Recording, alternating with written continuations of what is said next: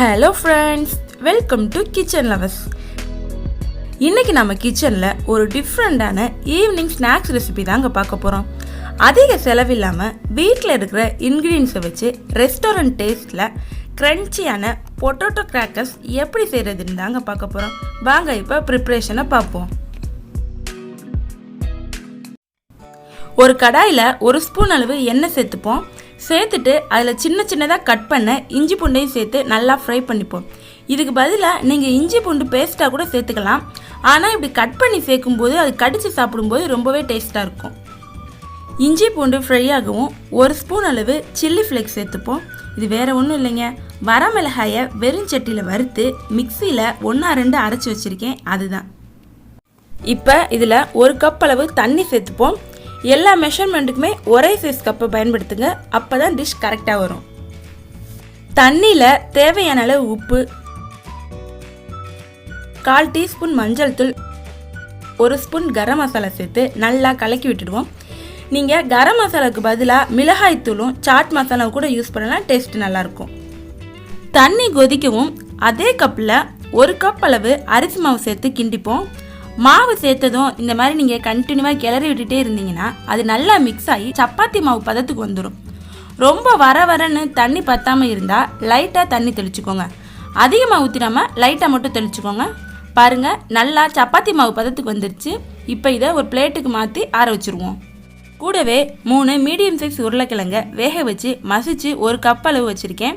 இப்போ அந்த மசிச்ச உருளைக்கிழங்கை எடுத்துக்குவோம். சேர்த்துட்டு 1/4 கப் அளவு கார்ன்ஃப்ளவர் சேர்த்து தேவையான அளவு உப்பு சேர்த்து எல்லாம் நல்லா மிக்ஸ் ஆகுற மாதிரி பிசைஞ்சிருவோம்.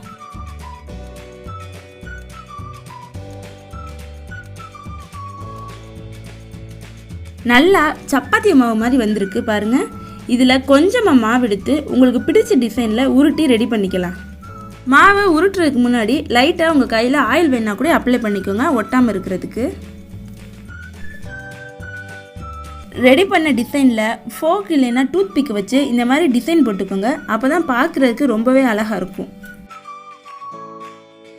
வட்டம், முக்கோணம், சதுரம்னு உங்களுக்கு எந்த ஷேப் பிடிக்குமோ அந்த ஷேப்பில் செஞ்சுக்குவோம். எல்லா மாவையும் உருட்டி ரெடி பண்ணியாச்சு. வாங்க இப்போ பொரிச்சு எடுத்துடலாம்.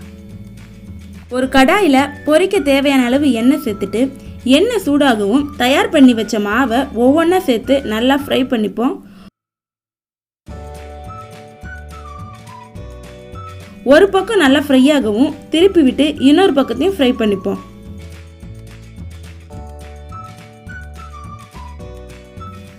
நல்லா பொன்னிறமாகவும் எடுத்துடலாம். இதே மாதிரி எல்லா மாவையும் கொஞ்சம் கொஞ்சமாக பொரிச்சு எடுத்துக்கலாம்.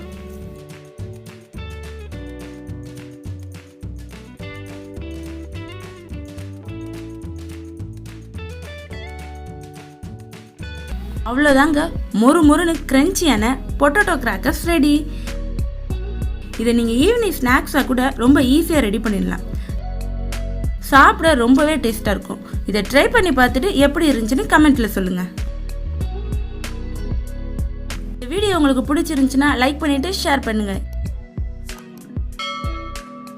இன்னும் நம்ம கிச்சன் லவர்ஸ் சேனலை சப்ஸ்கிரைப் பண்ணலைன்னா சப்ஸ்கிரைப் பண்ணிவிட்டு அந்த பெல் ஐக்கானே ஆளில் வச்சுக்கோங்க. இன்னொரு சூப்பரான வீடியோவில் பார்ப்போம். தேங்க்யூ.